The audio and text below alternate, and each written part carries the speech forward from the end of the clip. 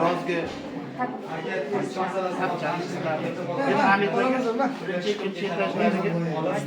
stulchalarmi, divonchalarmi, mayda darslarda bekor o'tirmasdan o'sha narsalarni qo'yib, kichkina chiroyli tomcha qo'yib qo'ysa, artib surtib qo'yib qo'ysanglar, tom kerak. Nasib bo'lsa, ko'ramiz shuni.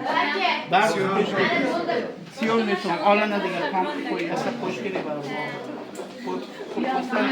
Ko'rsatganda tomi yo'qmi deydi. Ustoz, talabalar soni 40 ta turibdi yozaylik. 40 ta talabalar soni.